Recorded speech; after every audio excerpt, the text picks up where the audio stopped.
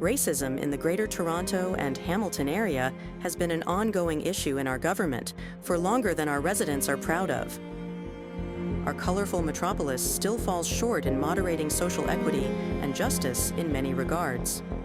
The fact that I'm Black, I'm African, and being in Toronto makes me different. And it's been a struggle, especially trying to find a job. I don't know why. It's been a very huge struggle. Looking for where to stay and study at the same time was a little bit difficult. You could see that there are preferences that are given to people who are white. I had a woman specifically, personally, when I was looking for a place, tell me we do not, like the roommate does not want a Black person. In terms of work, and tell you that we don't have vacancies. But you will see that people are also getting in and getting the jobs, and you don't know why they are getting it and you are not to get it.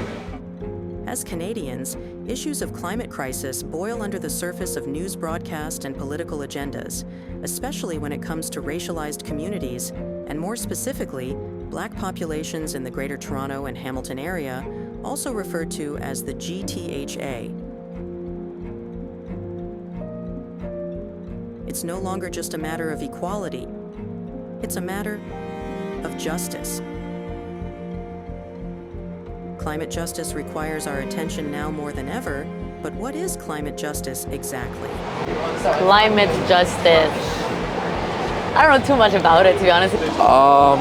This is my first time hearing of it. Gotcha. No, but I'm hearing about it today. So, what is climate justice? Climate justice is a lens or a framework that helps us to understand and identify the social, economic, and political factors that make some communities more vulnerable to climate change impacts and climate devastation. What we find in Canada and in Toronto and the Greater Toronto and Hamilton area is that Black communities and other racialized communities, and particularly those who are also immigrant, tend to be more at risk for climate change impacts because of socioeconomic status, because of income, specifically because of income insecurity, low income, poverty, where they live. They live in neighborhoods that are often not as prepared for climate change as other neighborhoods, so they're often less protected. In a study conducted by Dr. Ingrid Waldron, participants were placed into groups and put into climate crisis role-play scenarios. The participants began to brainstorm solutions to power outages, floods, storms, and other natural disasters, realizing that their community had no protections or provisions in place to combat these crises. Luckily, participants were able to use each other's strengths to devise a plan of action. From grocers to skilled workers, participants developed creative and effective community-oriented plans through collaboration that united their skills and resources. They realized how important such infrastructure would be during an emergency and how difficult it is to mobilize a community when action is taken too late. Now, what if your community's ability to protect itself was directly related to where you live and how much money you made? According to Statistics Canada, the percentage of impoverished Black Canadians of the third generation or more is more than double that of other non-racialized populations. Moreover, the unemployment rate of Black Canadians rose to 8.6% by the end of 2023, while the general population held a healthy unemployment rate of 5.4%. Black people by proxy have the lion's share of metro housing. According to the City of Toronto, 1 in 5 Black residents have lived in core housing need, double the rate of non-racialized people. Both by proxy and by no choice of their own, Black people are at higher risk of danger during climate crises.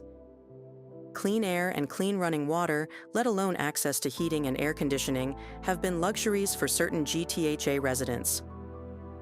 On July 3, 2023, Toronto recorded its hottest day in human history, and Global News headlined the reality that 16% of Ontarians had no air conditioning whatsoever. Research shows cities can be 15 degrees warmer than rural areas. One reason why AC pumps out hot air. Our bodies are designed to operate in a really narrow temperature range, and when we go past that temperature range, we start to get sick. Sure that In people... trying to understand exactly how the Black communities in Toronto had been affected, we found not only a low presence of Black voices, but also that some floods and storms had severely impacted these communities in a way that should have demanded more attention. Despite government initiatives to support Black businesses and assist education in Black communities, there was a noticeable gap in media coverage documenting how climate crises impact these communities. Those most affected by floods, air pollution, and other climate crises are low-income racialized communities lacking access to resources or education vital for recovery. Experts explain that pre-existing vulnerabilities make groups like Black communities less likely to survive and recover from climate change impacts. According to the 2019 Canada's Changing Climate Report, extreme heat waves are projected to become more frequent and intense in the future. Extreme heat waves pose significant health risks, exacerbating pre-existing health conditions and increasing the risk of serious heat-related illnesses. Experts urge that access to air conditioning and cooling during the climate crisis should be a fundamental human right, reinforcing access to cooling as a necessity, not a luxury for a select few. In Canadian cities, climate scientists report how Indigenous and racialized groups are more likely to live in low-income neighborhoods burdened by higher temperatures. There are approximately 500,000 people in Toronto who live in apartments without air conditioning. And while there's a bylaw that says landlords must keep temperatures at a minimum of 21 degrees during the winter, no such rule exists in the summer for keeping spaces cool. This is creating a perfect storm for people who are just trying to survive in poverty, for people who have been doing all that they can over the last few years, now faced with this in the summer, whether they're without air conditioning or having difficulty affording to keep it on. St. Jamestown in Toronto is the largest high-rise neighborhood built in the 1960s. It is the most densely populated neighborhood in Canada and is home to predominantly low-income immigrant and racialized communities. According to census data, the Black community represents a large share of the racialized population who call this area home. This neighborhood has limited access to air conditioning units in its buildings, and even for the few residents with access, their electricity bills keep them reluctant to depend on inefficient and archaic units. This dire situation in St. Jamestown highlights the broader issue of income disparity and how Black communities are less likely able to afford the cost of keeping their homes and themselves cool. Energy poverty is qualitatively defined as the experience of households and communities that struggle with meeting their home energy needs. A 2021 report from the Canadian Urban Sustainability Practitioners showed evidence that racialized households are more likely to be in energy poverty than non-racialized households in almost all municipalities across the GTHA. For Toronto households in energy poverty, more than 60% are racialized. These homes are spending roughly 1.5 times more than the median of Toronto households. How a city's infrastructure is built up and how the surrounding environment is designed greatly influences temperature. Research in Toronto and Hamilton shows that neighborhoods with high commercial and industrialized activity have higher ambient air temperatures than areas with more parks, recreational land use, and presence of water bodies. A lot of commercial and industrial activity is concentrated in the GTHA's inner suburbs, where a large portion of low-income Black communities live, and these areas were found to have higher ambient temperatures compared to Toronto's more affluent and predominantly white waterfront neighborhoods. These inner suburbs have many concrete surfaces that trap heat, while lacking abundant vegetation, trees, and green spaces. Such greenery could help offset high surface temperatures by absorbing the sun's heat and cooling the area down. Racialized groups living in these areas are more likely to work outdoor professions, forcing them to endure hotter environments.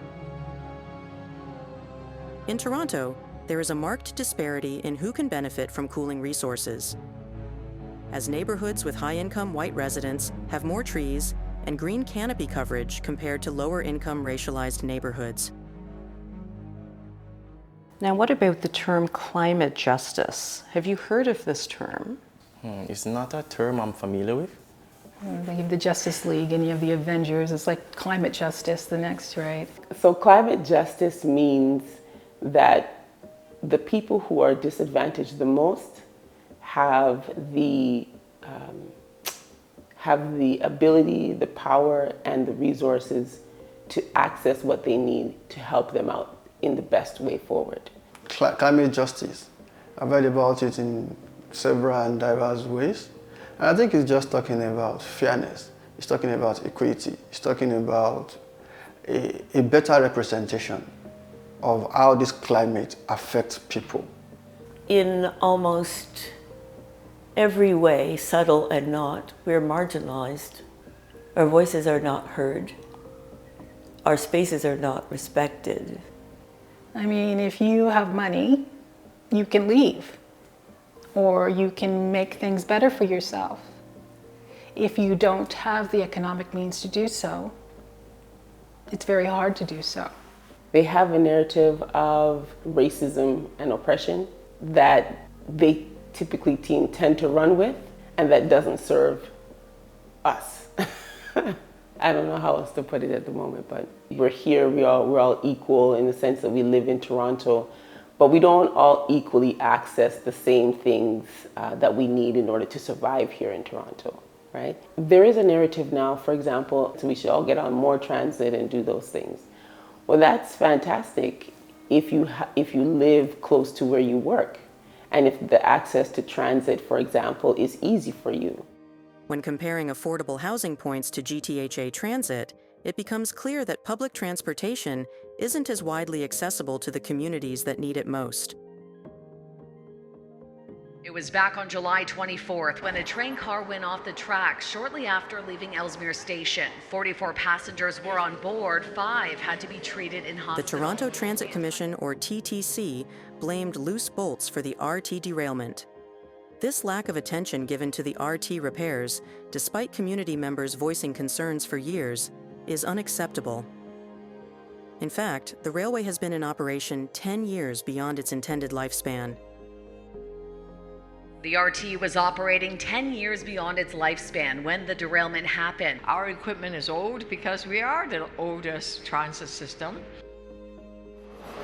The light rail system was just one example of tragedies that struck the Toronto Transit Commission. First put in place after 3 people were killed and 30 others injured in 1995. The Russell Hill subway crash happened in part due to faulty equipment.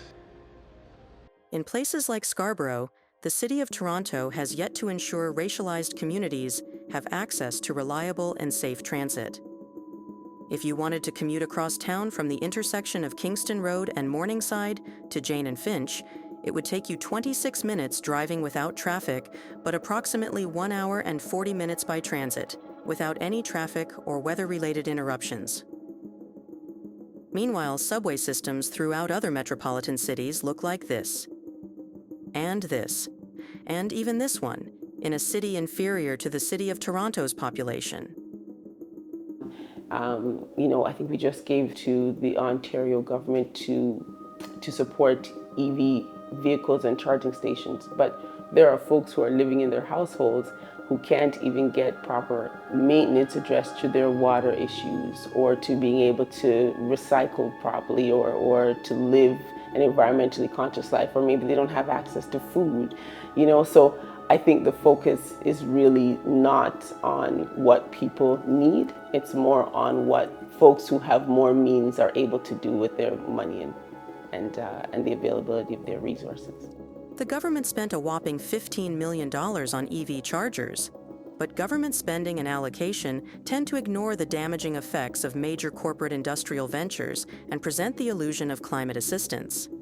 Most low-income families can barely afford produce and food, let alone electrically powered vehicles with food prices through the roof and food bank lines longer than ever.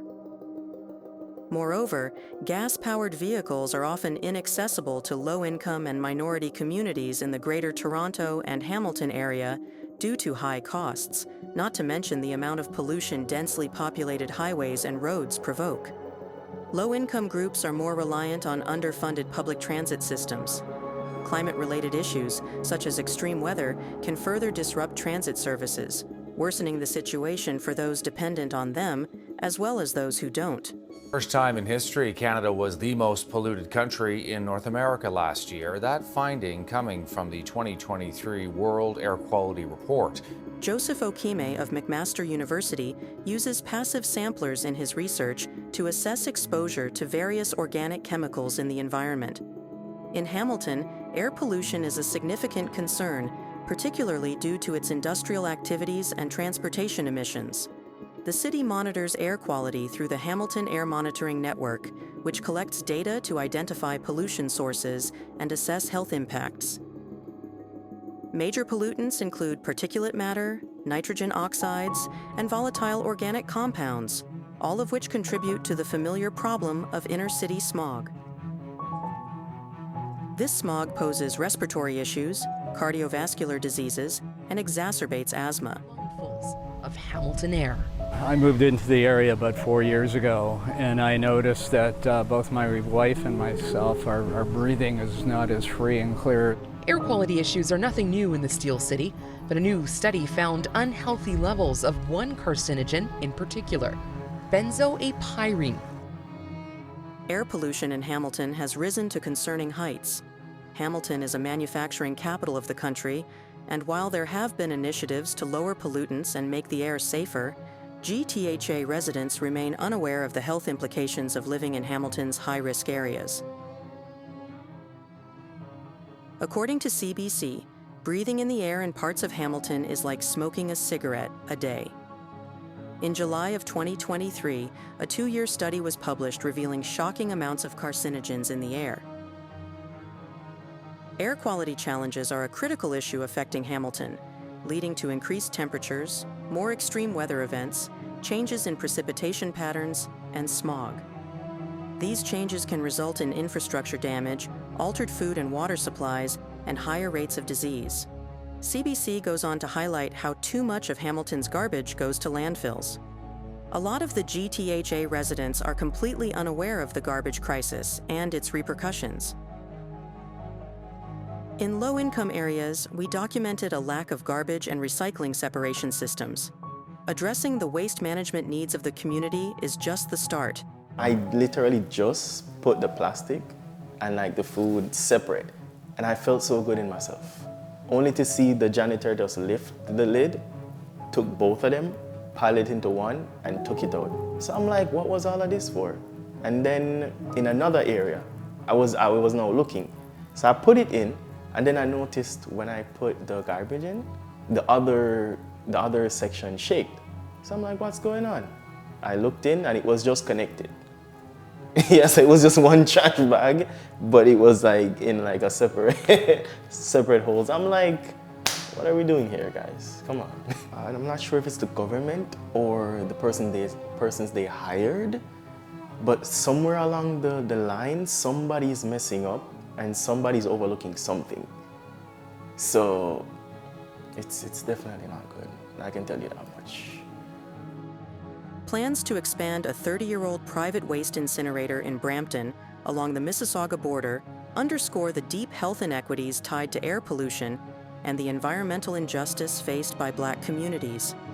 If Emerald Energy from Waste Inc. secures approval from the Ontario government, the incinerator will burn waste at 4 times its current capacity, drastically increasing pollution and undermining Peel Region's greenhouse gas reduction goals. Brampton would become home to the largest waste incinerator in Canada, burning 912,000 tons of waste annually. Yet many residents remain unaware of this looming reality.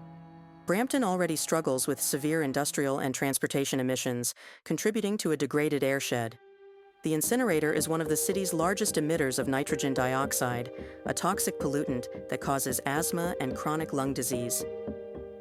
During the fires and the smoke, it affected people's breathing. You know, my brother, he rides his bicycle. He likes to, and he said he had to avoid riding because it was making his breathing labored. even though he doesn't have asthma, but he was very mindful of it because he said he went for a ride and he said it was just too much for him. And I remember coming outside in the summer and it smelled like a campfire. But coming outside and going, oh, who's having a fire? And it was just so weird going, and there was no fire. And then I see in the news how it affected New York City. Their skyline was orange. It looked like something out of Mad multiple Max. headlines of forest fires continue to pour into the media.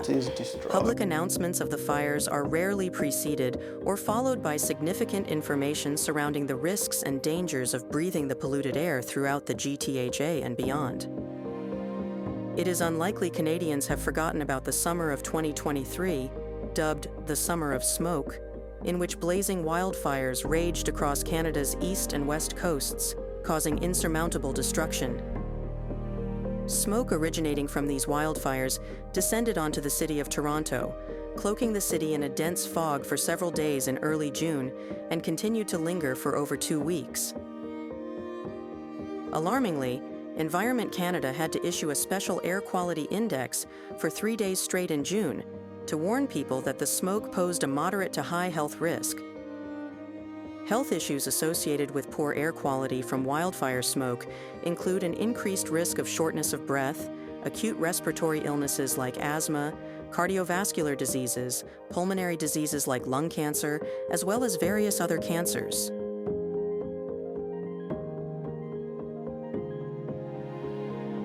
In the Jane and Finch Toronto neighborhood and the northwest end of Scarborough, low-income Black communities disproportionately live in poor housing conditions and suffer from poorer air quality in their homes and at work. A large population of diverse Black communities live in the Jane and Finch area, with the largest share being of Caribbean descent. Similar demographics for the Black community are seen in Scarborough. In these neighborhoods, the apartment buildings are typically old and poorly maintained. There is the issue of mold, poor indoor air circulation, and the lack of central cooling systems in homes. Many residents also work in factories with poor air filtration, creating an unhealthy work environment. A 2022 study from the University of Toronto revealed that in certain parts of Scarborough, air quality for racialized residents was worsened by pollution emitted from long-haul trucks and traffic, as these communities are situated right next to major highways. With the projected increase in frequency and intensity of wildfires in Canada and the presence of smoke suffocating cities like Toronto, this worsens the already vast health risks to Black residents. Underserved communities are at increased risk due to the poor air quality in their homes, neighborhoods, and workplaces. Research done by environmental scientists at the University of British Columbia shows how low-income immigrant and racialized communities in Toronto's inner suburbs are at greater risk of cumulative exposure to air pollutants. Specifically, they are more exposed to harmful pollutants like sulfur dioxide. Their study also showed that within Toronto's northwest suburbs, such as Etobicoke, pollution levels for particulate matter, nitrogen dioxide, and ozone exceeded guidelines. These pollutants pose a serious risk to human health. High concentrations of these pollutants make people living in those areas more vulnerable to acute respiratory illnesses like asthma and premature mortality from heart disease. Once again, Black communities are at a heightened risk of being exposed to these harmful pollutants and suffering from their related health effects, as they are the second largest racialized group living in the northwest inner suburbs of Toronto and other high-risk areas, like Hamilton. Now, what would you say is your level of awareness about climate change? My level of climate change awareness is higher than most. Being planting crops and then seeing them flooded the next couple months when you're supposed to be reaping, that breaks your heart. Believe me, and it's backbreaking work. So yeah, I would say it's higher than most. If the threat of extreme heat and smoke from wildfires in this climate crisis weren't already enough, Toronto is particularly sensitive to increased heavy rainfall and flooding caused by climate change due to a lack of city infrastructure and policy measures. Canada's Changing Climate Reports from 2019 indicate how rainfall is projected to increase across Canada due to climate change, with significant increases already observed in southern Ontario, and this increases flood risk, especially in urban areas like Toronto. Let's rewind back to the summer of 2013 on July 8th. It is unlikely that Torontonians, or many Canadians for that matter, would have forgotten the record-breaking storm and flooding that day which destroyed basements, caused power outages in 300,000 residences, and stranded roughly 1,400 GO train passengers, forcing them to exit the trains on inflatable boats to reach safety on dry land. That same year, we would see another climate disaster of equally disastrous proportions. When we had that horrible ice storm, and it knocked out power for almost a month for some people. And I remember it was just before Christmas, and we got our electricity just before, the day before Christmas Eve. So my mother was very happy, so she said, let's get in the car, we're going. So we went to the grocery store and got everything because we had to throw out things because there was no electricity. Certain things got spoiled. Some people had coolers, they put things outside, they could keep that cold, but certain things didn't last. So of course everybody's running, and then we go to the grocery stores and then we see they had these dumpsters and they had to throw out everything because health issues. They couldn't just say, oh yeah, well, the lights were off for only 10 minutes, so we can keep the yogurt. It might be okay, but so they had to throw out everything. So that was so much money, just thrown right out, and it had to be. So I don't think anybody were ready or prepared or understand what it entails. So yes, we were affected by the ice storm of 2013. We were out of power for, I think it was almost a day. And was I prepared? Not fully. So food-wise, I wasn't prepared. We had a few flashlights, that was it. So learning to take the stairs was a thing. And good thing we had a network of people that we could call on to get some food, like snacks and things like that. But I wouldn't say that I was 100% prepared for sure, no. How prepared would you say you were? Probably like 15%.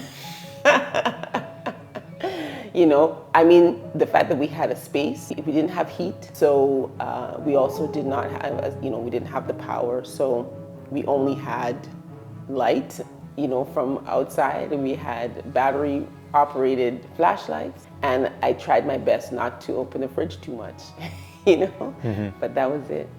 Gotcha. In the summer of 2018, the streets of Toronto, especially the southern parts of the city, were drowned in intense flooding.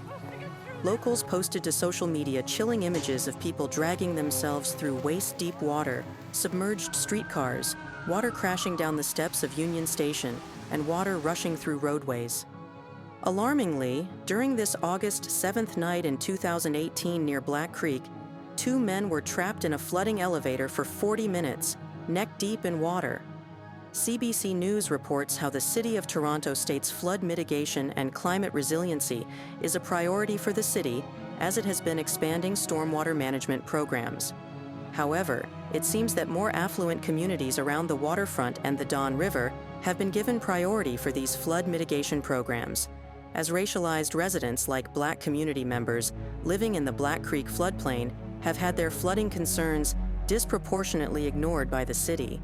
Looking at the area of Black Creek in Toronto's West End, where Black people are the most predominant racialized group, this community is burdened by significant flooding after torrential rainfall. Despite being identified by the Toronto Region Conservation Authority as a high flood risk area, residents express frustration over the lack of effective action from city authorities to mitigate the flooding issue. Floods from the previous season had already caused substantial damage and property loss. Despite promises and acknowledgments of the problem by lawmakers, tangible solutions are absent, and residents are left bearing the financial and emotional impacts of the flooding with little support from the city. Alarmingly, residents of Black Creek who reach out to the city for compensation for loss and damage after flooding are often denied assistance. The story of Black Creek flooding highlights the vulnerability and repeated distress of predominantly Black communities. But why are neighborhoods like Black Creek so ill-prepared to deal with increased rainfall and flooding? Outdated combined storm sewers, which collect sewage and stormwater, are their only source of protection. These old combined sewers can easily be overwhelmed by increased heavy rainfall. The city's development over time has led to the removal of green spaces, reducing the capacity to absorb water, thereby increasing the strain on storm sewers. When water pressure becomes too high, the storm sewers burst, causing residents in neighborhoods like Black Creek to have flooded basements and damaged property. A study from the University of Waterloo identified 4 inner-city Toronto Tower neighborhoods: Thorncliffe Park, Flemington Park, North St. James Town, and Black Creek as priority neighborhoods for adaptation strategies regarding climate-induced flooding, since they have pre-existing vulnerabilities and poor infrastructure. Black Creek, Thorncliffe Park, Flemington Park, and North Street Jamestown are all home to large Black populations. These communities are also considered low-income with multi-generational households, making it harder to bounce back after disastrous flooding ensues. Outdated water systems in Toronto endangered the lives of a Black family living in Etobicoke in January 2019.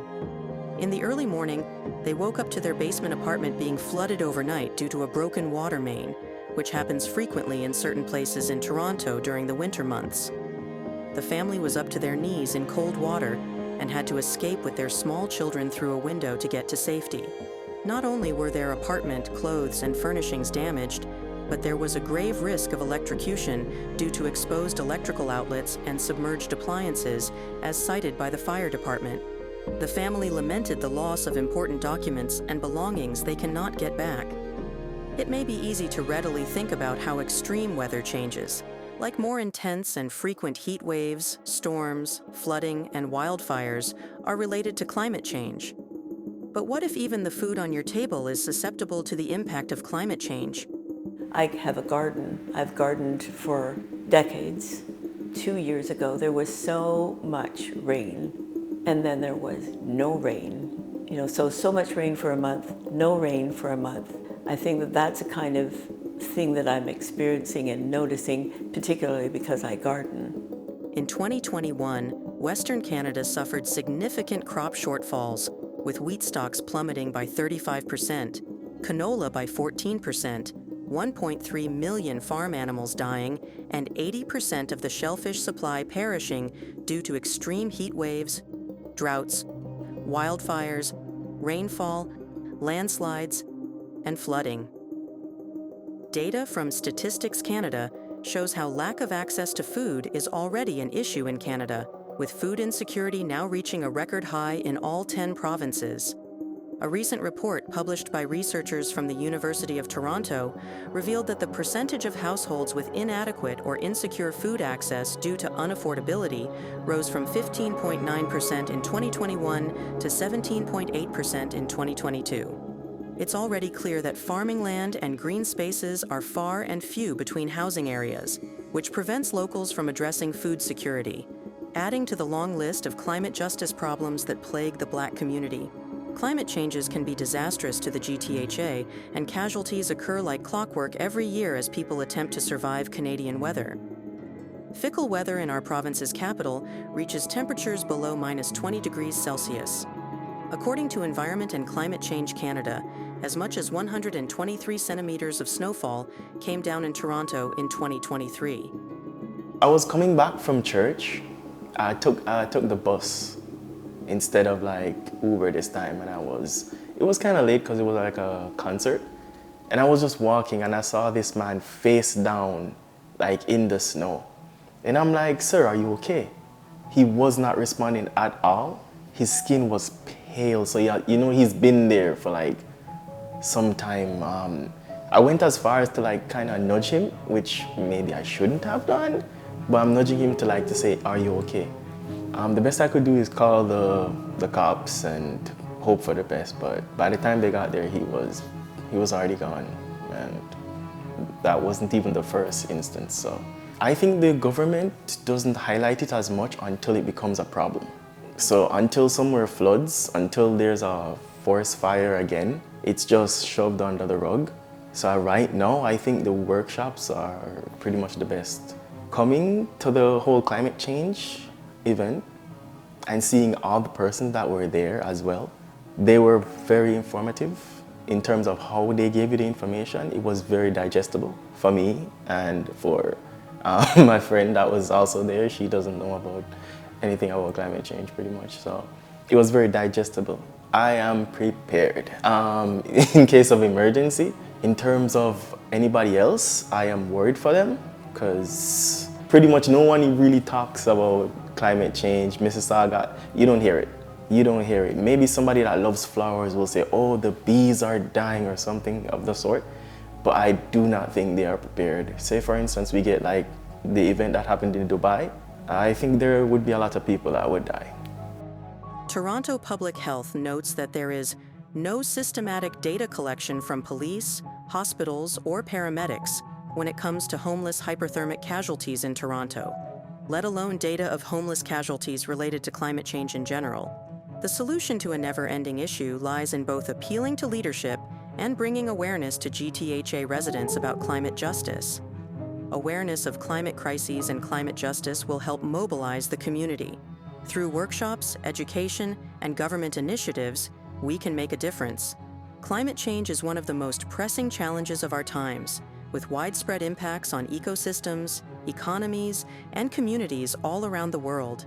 Climate change impacts every single part of our lives, but not everyone experiences these impacts in the same way or to the same extent. While conversations and actions around climate change are increasing, the voices and perspectives of Black communities continue to be marginalized or overlooked in mainstream discussions on climate change and decision-making processes. Everyone deserves a clean, healthy, and sustainable environment. It is a human right. The possibility of just and sustainable futures for all residents of the GTHA and generations to come demands that we address climate change adaptation in an inclusive and equitable way that accounts for the perspectives, voices, and needs of all, especially communities that are typically excluded or underrepresented in policy decisions and environmental and climate solutions, yet affected by the worst of environmental and climate crises. Harnessing the wisdom, perspectives, passion, and hopes of these communities for their futures is critical for strengthening our collective ability to confront the threat of climate change and adapt to its inevitable impacts. The time for climate action rooted in justice, resilience, and the empowerment of all communities is now. My work is about social justice, it's about racial justice, and how those issues intersect with gender justice. I'm a very intersectional researcher who's concerned with doing research with real outcomes and advocacy around social justice issues. When you have knowledge about an issue, you gain empathy around that issue. When you gain empathy around that issue, you're more likely to act. I've seen this through many of my projects. So it would be great if Black people kind of recognize themselves in this documentary, recognize the experiences that they're seeing on screen as experiences that they've had as well, and call on different individuals to support them in creating more resilient Black communities in the Greater Toronto area. Ultimately, that is my goal. It's about advocacy, activism, getting people to rise up, to speak up. That's another issue that the project is addressing, is that Black folks aren't often heard. They're often invisibilized. This documentary hopefully can be a catalyst for Black people speaking up about climate impacts in their communities and voicing the concerns that they have around these issues, and voicing their needs to policymakers and decision makers about how they can protect themselves more effectively against climate devastation.